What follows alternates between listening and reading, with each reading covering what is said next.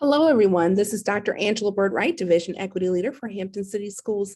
And I'm excited as we enter into phase 3, our last learning session together regarding culturally responsive leadership dispositions. Now, though this is our last session together, that does not mean that the work of culturally responsive leadership stops. This work really sets the tone or a launch pad moving forward as you think about the 22-23 school year and how you plan to activate these particular leadership dispositions that will be shared with you. I want to take you back on a journey in the Wayback Machine, if you recall, with our equity model. You remember our core business is teaching and learning, and that is surrounded by culturally responsive teaching, culturally responsive curriculum, and culturally responsive leadership within a safe and learning environment that maximizes every child's learning every day, whatever it takes. And just to keep that piece in mind, it's really important to understand that as we move forward, it will be very critical to know that those hinge points that you see there in the model regarding culturally responsive teaching and culturally responsive curriculum have truly been addressed throughout the course of this year and will continue to move forward through the lens of the curriculum audit from the CIA team, where they have worked to, and this team has worked to explore each of those components of how we can dig deep within our curriculum to inform both teaching practices and then how that will help to transfer into culturally responsive leadership as we work to evaluate, support, influence, and create an impact scope, if you will, in regard to the core business of teaching and learning. So that's why you can see each of these components of the model interconnecting to derive meaning as we launch into culturally responsive leadership dispositions. So as we think about culturally responsive leadership, in this phase, we are going to define what does that mean. We've been leading up to it all throughout the course of this year, and then identify what are those dispositions. So not only defining it, but now what does it look like? What does it sound like? How would we know it in practice? And so this is really designed for us to understand culturally responsive leadership and how it dynamically influences the school context and addresses the cultural needs of students, improves teachers' craft in ways that results in improved student outcomes, and promotes a climate that makes the whole school welcoming, inclusive, and accepting of all students. So just for a second to indulge me, if we go back to the model, that speaks directly to our core business of teaching and learning. Thinking about even after we left phase 2 with cultural competence and understanding the relationship between social emotional learning as well as equity and how that rolls together. You see that reflected here in the model, that safe and nurturing environment that maximizes every child's learning. So now let's come back to that purpose and the dispositions, but look at the impact statement. Again, resulting in improved student outcomes. We believe in every child, every day, whatever it takes. And so we want all students to demonstrate growth and understanding and the promotion of a climate that makes the whole school welcoming, inclusive, and accepting of all students. So again, that safe and nurturing environment. So as we move forward, our action for today, this phase really draws connectivity between social emotional learning and creating culturally proficient spaces to influence leadership dispositions. Again, seeing those connections between phases 2 and 3, because we know leaders can play an integral role in creating safe and nurturing environments and having also the ability to guide educators to address the needs of all students in an equitable manner. So culture responsive leadership is responsible, it's meaningful and powerful. It is a general disposition, but not a paradigm of practice. So our leaders play such an integral role in ensuring that safe and nurturing environment. As always, go ahead at the bottom of the presentation and select the link that's been provided to you below. You're going to see that's going to redirect you to our reflection guide. As always, we have a reflection guide. So as you move forward with your thinking partner or small group, this will help you to capture your thoughts as you check in to connect. As always, even though you are watching this asynchronously, it may be beneficial to have a thinking partner with you. So think about, dialing someone up, maybe getting on Zoom, watching this video together. If you're across, the division, or sitting down with your members of your administrative team or your entire administrative team. And some of the reflection activities will require just a little bit more feedback than just thinking things through on your own. Okay. So our shared commitment to brave space, we always bring this forward to lift us that standard for what we're looking for as we engage in these critical conversations or crucial conversations. And that is to have that intentional community of learners. We grow through interaction, that constructive space to share, disagree, and work together, and a comfortable place to be uncomfortable. I hope over the course of this series that you've had the chance to get a little bit more comfortable and having some deep conversations with one another, which has certainly been the goal throughout this time. And then in order for us to create such a space, we'll do our best to, again, listen to one another, affirm others, be honest and thoughtful, be reflective, speaking your truth, knowing that it can be different from someone else's, but above all else, staying engaged. That allows us to really be reflective and to challenge ideas and not people, and continue to press or persevere through any discomfort. And so what you learn here leaves here. It's always stated to you, I want you to take this information and run with it. Take it with you, but what you say here stays here. So let's draw back that connection between phases 2 and 3. So you see a timer at the bottom of your screen. It'll give you about 5 minutes, but we have to create this emotional space where it's safe but challenging, where people can see themselves, where people can take chances and fail, a space where people can tell stories and reveal things about themselves without risk of derision or fear of being marginalized. Without safety, there is nothing. There is no learning. If you can recall from our last session, psychologist Dr. John Amici really discussed that connection between the concepts of identity, the creation of a safe learning environment, and the potential for student achievement. And so you can always reference the video that's located in the notes section of the presentation, or just go back to phase 2 learning session number 2 to play that video as needed. So during our last learning sessions, you created some notes that stood out between that connection between having that safe space, creating that, nurturing student identity, as well as voice and agency in learning. We talked about establishing routines, rituals, and really developing and honing in on student voice and agency.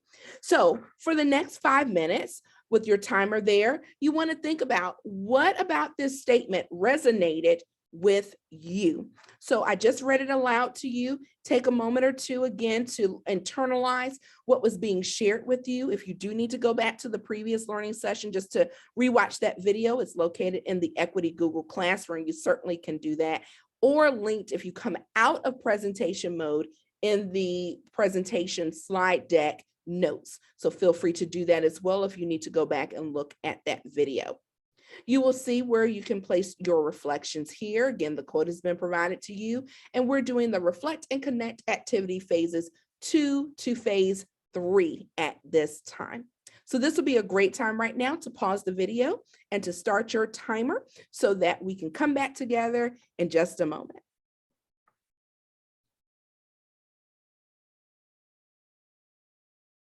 Welcome back, everyone. I hope you've had the opportunity to really dig in with this particular quotation and thinking through with your thinking partner or team or group, if you will, about what resonated with you.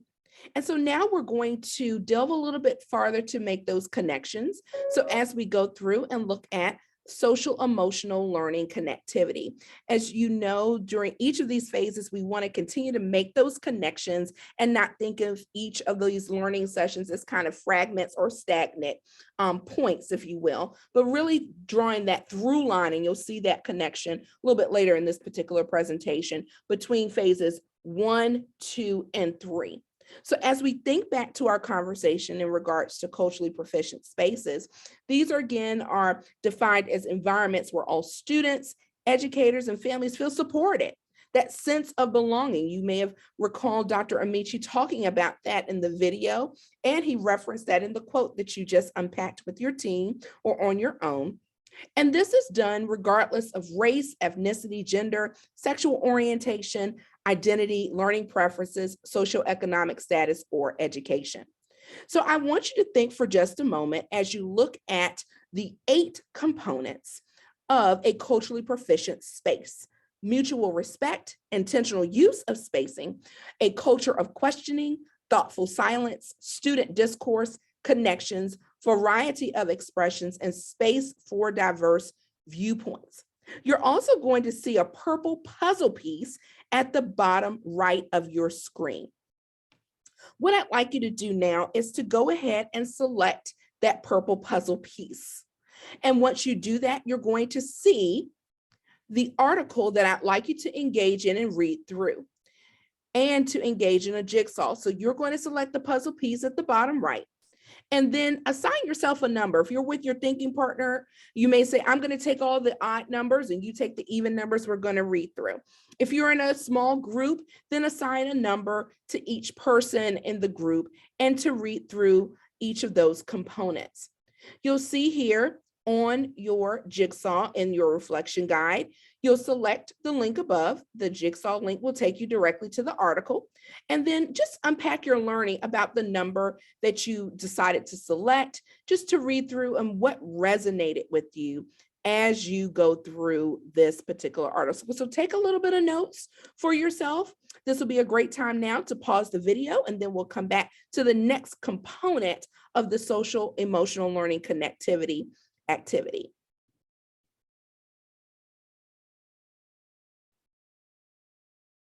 Welcome back, everyone. Glad you had the opportunity to reflect and connect on the first part of the social emotional learning connectivity. And now we're going to go just a little bit deeper here and thinking about your lens of either division level or school level leadership to respond to the following questions with your thinking partner or group. They are reflected here in your reflection guide. So as you reflect on your leadership, what is one component that is a strength for the area in which you oversee? So if you're a part of the CIA team, maybe as you're working with CLTs in particular buildings, what is it that you've honed in on as a part of your instructional priorities, that discourse that you've had with teachers about what do you hold to be the standard in regard to the delivery of specific content or content areas? So what are you looking for as you conduct those instructional walks and have conversations in those CLTs? And then if you're a division level leader or school level leader, thinking through what is that component for an area of strength for where you oversee? Is there an area that you really can hone in on, that you really see the folks that you work with that are really lifting that up again as the standard, or really seeing that being done or implemented with fidelity? And then secondly, what might be an initial action step and follow-up needed to address one of your challenge areas? So you're going to think about, what do you see as something that's a strength, and what do you see that could be an area that could use some additional attention as you begin to gather your thoughts about the conclusion of this school year, but then launching yourself into 22-23. That's going to help to set some context for the next phase or portion of this particular learning session. So you'll see a timer at the top right of your screen. It's an 8-minute timer that should give you just a little bit of time to begin to reflect on that. So given that previous jigsaw activity, use your lens of division or school level leadership to respond to the following questions that you see outlined there in purple, to help you to begin to transition your thoughts from phase 2 into our conversation during this phase 3. This will be a great time now to pause the video, and then we'll meet back in just a few minutes.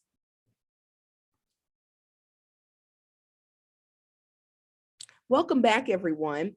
And so what we're going to do now is take those same thoughts. So keep in your mind what you just reflected on and had a conversation with your thinking partner or group. And what we're going to do now is finally we get to that key term. What does it mean when we talk about culturally responsive leadership?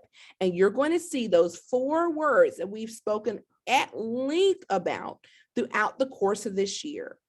And really what the Equity Professional Learning and Action Plan this school year has really rested upon, and that's access, opportunity, supports, and outcomes. So as you think about access and opportunity, Culturally responsive leadership really hones in or leans in to those practices that emphasize high expectations for student achievement.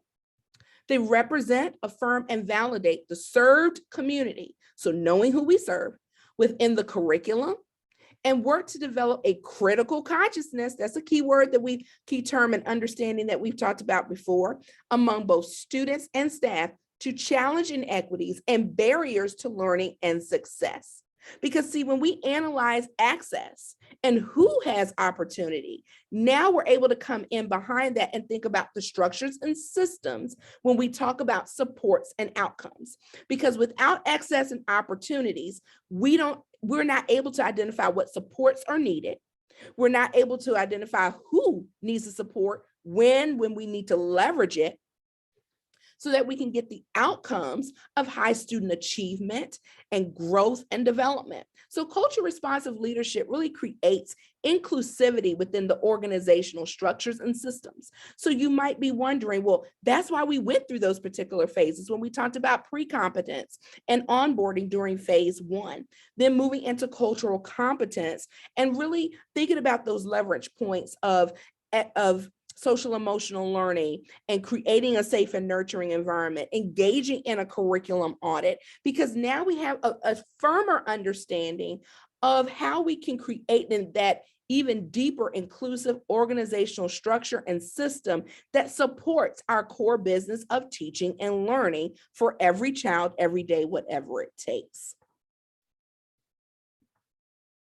So I want you to think back as well. Again, I'm all about making connections as we move through between each of the phases. So go back to phase 1 learning session number 3. And we talked about the application of critical consciousness. And prior to that, let me kind of go back one more slide. You'll see that critical consciousness is truly important because our brain, again, is hardwired to sometimes think differently about groups of students and adults. And so it's very important that we understand those key constructs of the 4 horsemen of deficit mindset and work actively as culturally responsive leaders to remove barriers of thought of mind around and about students. So how does culturally responsive leadership serve as a counterexample to the 4 horsemen of deficit mindset? I want you now to go back to your reflection guide. You're going to see that the 4 horsemen of deficit mindset is right here in your document. It is a callback from phase 1 learning session number 3. And then you're going to respond to this question with your thinking partner or group. Let's take about just maybe 2 or 3 minutes to do that. And then we'll have the opportunity to proceed on further through this presentation. This will be a great time now to go ahead and to pause the video at this time.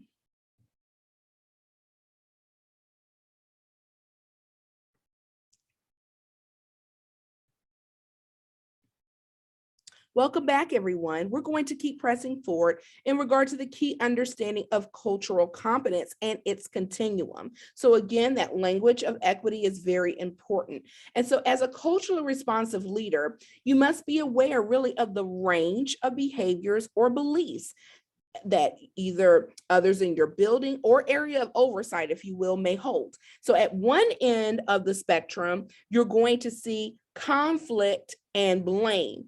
On the other end, as we proceed through, you're going to see empathy and learning. So let's start on the continuum. Cultural destructiveness, negating, disparaging, or purging cultures that are different from your own. Cultural incapacity, really elevating one's own cultural values and beliefs and suppressing cultures different from one's own. Cultural blindness or color blindness, we talked about that, and that's also one of your deficit thinking areas there from our previous selection and learning sessions, but acting as if differences among cultures did not exist and refusing to recognize any differences.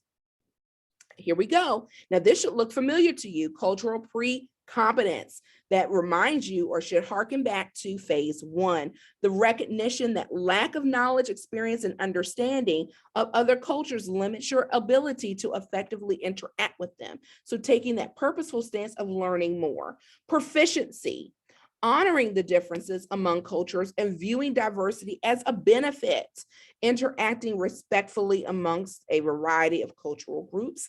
And then lastly, competence, interacting with other cultural groups in ways that recognize and value differences and that motivate you to assess your own skills and expand your knowledge and resources so that ultimately can cause you to adapt relational behaviors. So as we talk about relational behaviors, this is now going to launch us into talking about leadership dispositions of culturally responsive leaders. And so we're just going to go one step at a time. There are 6 of them, and we're going to unpack each one. So the first, being reflective. So you might have wondered, why do we stay in that reflection pocket in phase 1? Well, here we go. We're setting that groundwork or the seeds for the sower at this point and reflecting on personal assumptions and beliefs and behavior. Okay. So when we think about this is living this disposition by examining and reflecting on your role in the system. How might it contribute to or support inequitable practices? So educational leaders really play a vital role in identifying and addressing inequities within structures and systems in schools. So these leadership dispositions that you see here on your screen, I'm certainly not going to read each one of them, but that gives you the opportunity to see what and how we can examine our personal beliefs to determine how an individual sees the world, others, and self. And because of this, our beliefs and unconscious biases determine our actions and our practices. And these actions inform how systems develop and operate. So without self-awareness and the application of critical consciousness, we can risk reproducing inequities. Leadership disposition number 2, publicly modeling a personal belief that is grounded in equity. And you can see how we can live this disposition. So those leading for equity must demonstrate that addressing inequities is a priority. So leaders can accomplish this by really consistently naming equity as a driving force behind leadership actions and decisions, and by taking a strong and vocal stance. You can't lead from the outside or the fringes here, but really taking a firm stance and communicating the value of equity across all practices. And really that helps to establish a cohesive and a coherent and common purpose for members of the learning community in which you serve. The next leadership disposition is acting. So we talked about reflection, we talked about thinking through and modeling, and now taking the next step by acting with cultural competence and interactions, decision-making, and practice. And you can see how this disposition can be lived. And so understanding that racially, culturally, and linguistically diverse students and families experience schools differently. And it is an essential part of our practice to examine the norms and the interactions around race and ethnicity and diversity within the school environment.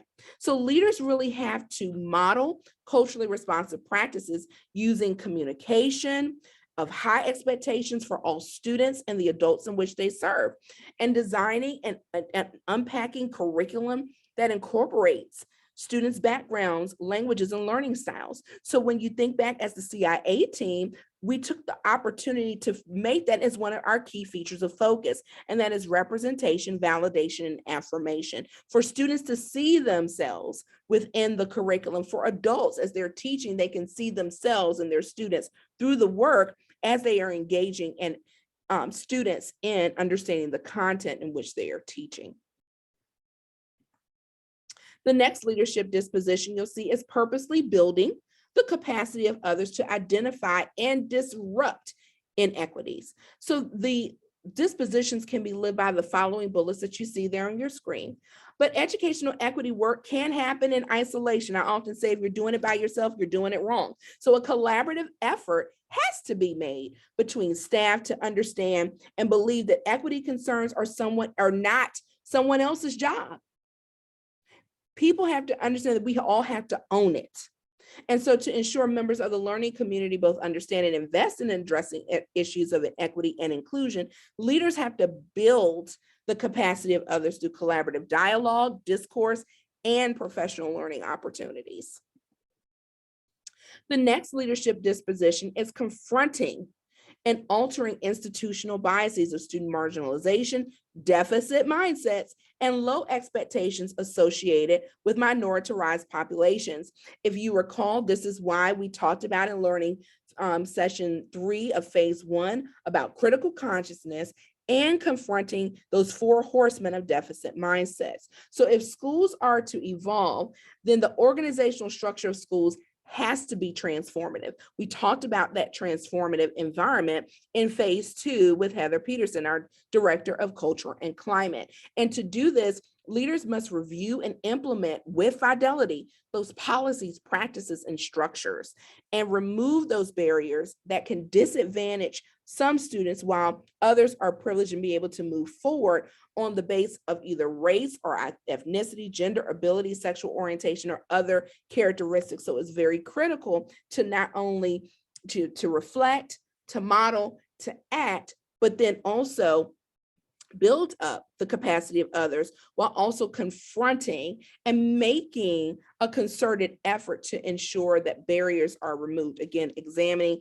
access and opportunity to provide the right supports to get the best outcomes. And then lastly, leadership disposition number 6. Once those 5 other levers are in place, thinking about creating systems and structures that promote equity. So once those barriers are identified, leaders really have to then ensure that those new policies and practices are created that prioritize students and promote equity. And leaders can establish this by providing clarity and agreement on that shared vision and mission and that plan of action to define clearly articulated measures of success and build community-wide commitment to equity and access. And then finally, leaders really just need to ensure that this work is not seen as an add-on, something, oh, I'm adding something to my plate, but really a lens from which all decisions can be made, looking through the lens of every child every day. And to understand every child every day, there has to be a breakthrough of that barrier of a deficit mindset, but having one of high expectations for all students to not only survive, but to thrive within the organizational structure to really impact its effectiveness. So now let's have a conversation about Performance Standard 6, culturally responsive and equitable school leadership. And so you're going to see in the top right, there will be a superintendent's email that was provided by the new superintendent of public instruction, Jillian Baylow, regarding the ongoing work of equity and cultural competence.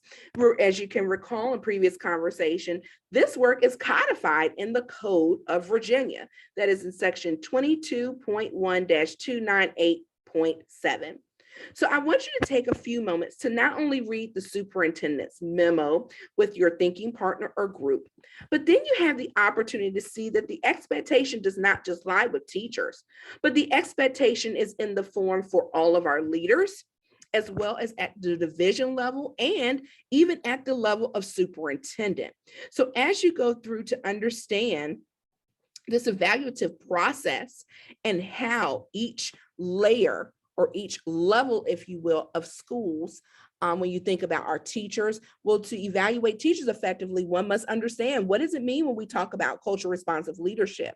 I wouldn't be able to identify culture responsive teaching if I'm not even engaged in culturally responsive leadership. The same would hold true at the division level. How can I hold principals and assistant principals accountable if I am not learned or understand how to implement the division goals and priorities and strategies around this particular standard to ensure that the work is centered in equity and cultural responsive practices are the norm to support achievement for all students. So I want you to take the next few minutes just to read through each of those standards, and then you'll have the opportunity to engage in some discussion on the other side of your reading. So I'm going to give you about 7 to 8 minutes. This will be a good time to pause the video now, so that then we can come back together and engage in our next Reflect and Connect activity.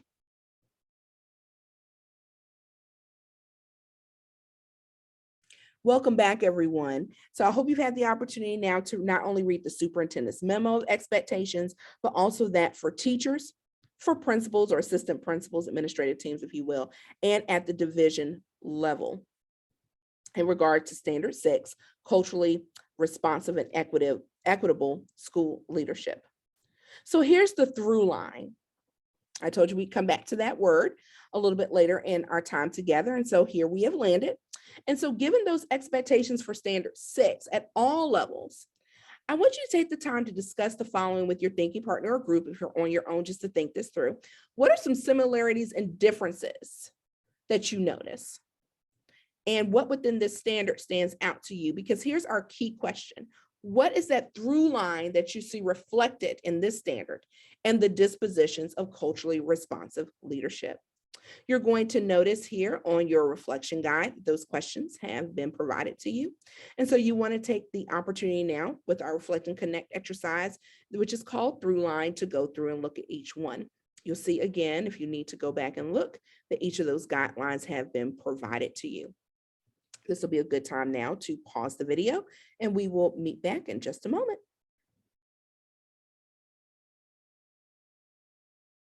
Welcome back, everyone. I hope that you have the opportunity to begin to identify what are those through lines that you see between teaching and leadership. And as you think about that standard reflected in the dispositions of culturally responsive leadership, because now that you've identified some through lines, some similarities and differences, now I want you to have the opportunity now to think about putting that work into action. So we're not only taking those dispositions, but now really thinking through, as I get ready for the 22-23 school year to implement, how do I want to grow as a culturally responsive leader? Because this is going to help you to reflect on how you plan to grow as a culturally responsive leader based on the presented dispositions. And you won't finish this reflection guide today. There's no way that you'll be able to do this today. You'll need to take some time on your own to deeply reflect and identify at least one disposition that you want to target. Okay, moving forward. All right, and then we're going to come back to this key question. So when you select the culturally responsive planning guide, it allows you to make a forced copy, as you see here. And then once you do that, you're going to see each of those leadership dispositions. Okay, you're going to see each one. So as you reflect, you want to hone in on one that you may know is going to be one that you want to have as that touchstone, that key area that you know that you want to work on throughout the course of the upcoming school year. Each of those have been identified for you. So you can certainly pause the video now, and then we'll come back together and I'll give you further directions. Welcome back, everyone. So I want to take us back to this key question. So which culturally responsive and equitable leadership performance indicator is aligned with your identified target disposition? So if you go back to your reflection guide, remember each of those guidelines have been located here. So where do you see an overlap in those key dispositions as you're thinking through, what's going to work for me as I begin to develop as into a culturally responsive leader moving forward, and not only just the 22-23 school year, but as you continue moving forward to grow as a leader for your school or your area of oversight. So just to re-emphasize again, our impact statement. So this phase again was designed for us to understand cultural responsive leadership and how it impacts school contexts and addresses the cultural needs of students moving forward here to help promote a climate to make the whole school welcoming, inclusive, and accepting of all students. As always, you have the opportunity now to complete your self-paced work and your cultural responsive leadership planning guide. You want to hold on to that as you have, if you're a building principal, administrator, assistant principal, you may want to have that with you as you engage in some conversations with your chief leadership officer. And then you in the CIA team, if you're looking at this and say, you know what, these are some conversations I want to have with the deputy superintendent as I'm working to develop my action steps and SMART goals for the upcoming school year, some areas where you know that you want to grow professionally. So please complete your learning session, number 1, phase 3 self-paced work, and to make sure that we have that for your cultural competency indicators for professional learning. This has truly been an honor and a pleasure to serve in this capacity as Division Equity Leader. And this is our last session together, as we have now successfully completed all 3 phases. For any remaining learning session, self-paced work, please make sure that you get that in before or on June 30th, 2022. Thank you so much. And as always, thank you for your time, your energy, and your commitment. Take care, everybody. Bye-bye.